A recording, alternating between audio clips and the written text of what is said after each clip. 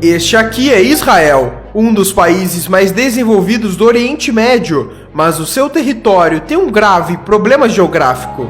Começando pelas suas fronteiras, o país é totalmente cercado por nações que já o atacaram no passado, sendo o Egito na fronteira sul, a Jordânia no leste e ao norte o Líbano e a Síria. Além disso, existem países declaradamente inimigos de Israel, como o Irã, que mesmo não fazendo fronteira já ameaçou o país diversas vezes, além da Arábia Saudita, Iraque, Argélia, Líbia, Kuwait e o Sudão, que também já foram inimigos do país.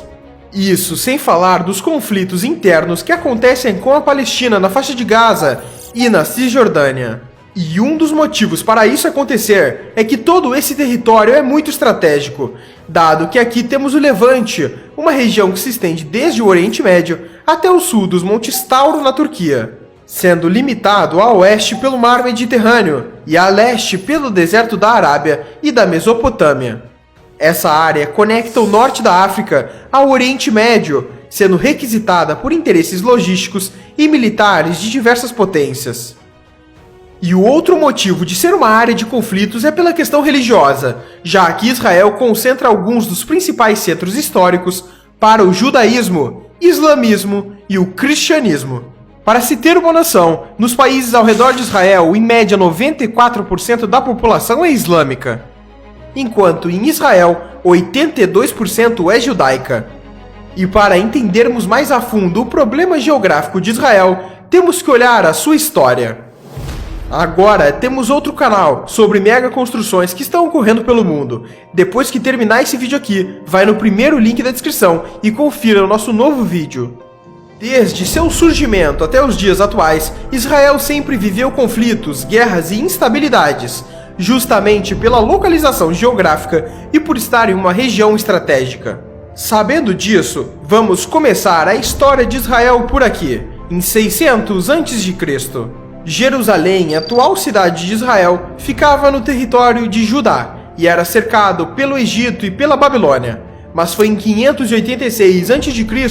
que começa um ciclo de invasões naquela região, onde os babilônios, sob o comando de Nabucodonosor II, invadiram e destruíram o Templo de Salomão. E logo em 538 a.C., Ciro, o Grande da Pérsia, conquistou a Babilônia e grande parte do Oriente Médio. Depois dele, por sua vez, com o avançar da Macedônia sobre a região, Alexandre o Grande conquista Jerusalém.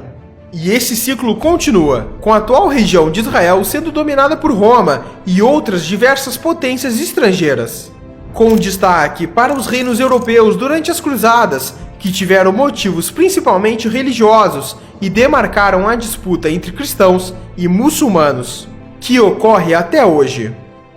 Mas foi só em 1948, com a saída dos britânicos, que Israel proclamou sua independência. Mas ao fazer isso, países árabes como Egito, Jordânia, Síria, Líbano e Iraque não poderiam ver um Estado judeu no Oriente Médio e invadiram o país por todas as suas fronteiras, começando assim a Guerra Árabe-Israelense. E o Estado judeu, mesmo com tantos inimigos, venceu essa guerra, além da Guerra do Sinai em 1956, Guerra dos 6 Dias em 1967, Guerra do Atrito em 1970, além da Guerra do Yom Kippur e tantas outras que ocorreram, com Israel vencendo todas elas. E isso acontece em grande parte pela estratégia israelense de defesa, que por problemas geográficos e por ser um país pequeno e com pouco território, Israel não pode se dar ao luxo de recuar de seus inimigos, já que estaria entregando seu próprio território para os mesmos. Basicamente, a estratégia se dá da seguinte maneira: a primeira etapa é avançar sobre território inimigo no momento que eles menos esperam, e depois, enquanto uma linha avança diretamente em direção ao inimigo de forma rápida, uma ou mais linhas de ataque se dão pelas extremidades de forma a avançar mais rápido ainda, cercando o inimigo e não o deixando penetrar em seu território. Em exemplos históricos, na Guerra dos 6 Dias, Israel estava cercado por inimigos. Então, durante a madrugada do primeiro dia de guerra, 178 caças israelenses levantaram voo e atacaram bases aéreas no interior do Egito, antes que os caças egípcios atacassem no dia seguinte. O mesmo aconteceu com ataques terrestres, dado que no mesmo dia do ataque aéreo, soldados israelenses avançaram contra posições egípcias que estavam entrincheiradas, com investidas diretas e pela retaguarda.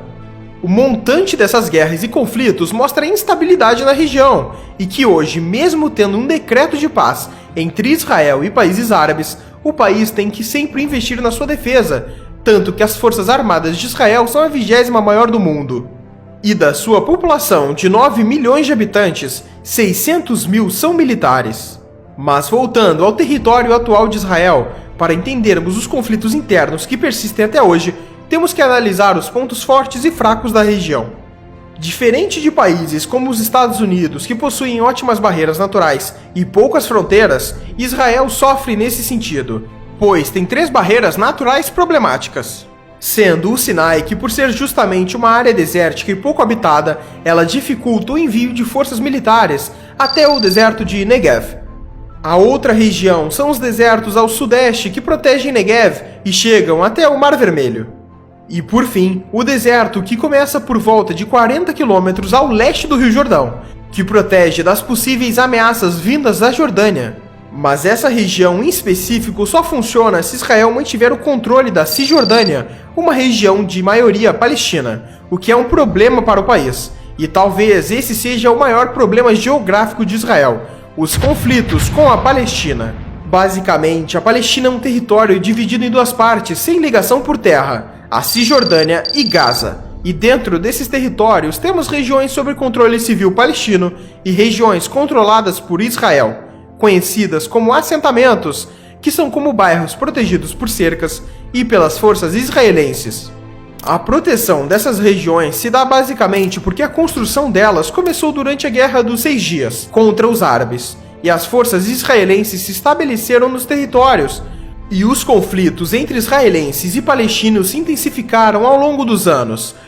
Mas em 1993, em Oslo, Noruega, líderes israelenses e palestinos se reuniram e firmaram um acordo de paz, que estabelecia 3 áreas diferentes de ocupação na Cisjordânia. A primeira delas é a Área A, que seria administrada pelas autoridades palestinas. Já a Área B teria a administração palestina, mas controle militar de Israel. E por fim, a Área C, que é totalmente controlada por Israel. Muitos dos acordos firmados em Oslo foram mal sucedidos, mas as áreas permaneceram.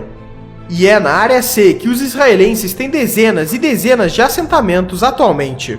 Já a faixa de Gaza também é um território preocupante, pois é uma região densamente povoada, onde muitos refugiados palestinos se instalaram. E nela a quantidade e a recorrência de conflitos entre palestinos e israelenses é ainda maior. E foi por esse conjunto de fatores que em 2002 os israelenses começaram a construção de um muro que se estende por todo o território entre Israel e a Cisjordânia. O mesmo aconteceu na cidade de Jerusalém, onde temos um grande muro que ronda todo o território. E falando em Jerusalém, esse é o ponto final. O interesse pela cidade se dá pelos vários lugares religiosos nela. Por exemplo, os principais lugares judeus que se destacam são 2, o Muro das Lamentações e o Monte do Templo. Já para os cristãos, em principal, é a Igreja do Santo Sepulcro, e para os islâmicos, a Cúpula da Rocha. E hoje em dia, a cidade inteira está sob controle de Israel, e as perspectivas para o futuro são que continue assim. Mas as ameaças pela tomada de Jerusalém por parte de países árabes continuam. Os países lutaram pela tomada de Jerusalém durante sua história, e isto pode voltar a acontecer. E é incrível como um país tão pequeno e tão limitado territorialmente conseguiu se tornar a potência que é hoje, mesmo com todos os seus percalços geográficos. E esse foi o problema geográfico de Israel. Eu vim te lembrar de assistir esse vídeo aqui, sobre mega construções que estão ocorrendo pelo mundo. Vai no primeiro link da descrição e confira o nosso novo vídeo sobre a muralha de 400 quilômetros que o Japão está construindo. Eu tenho certeza que você não vai se arrepender. Quai, seu app de vídeos curtos.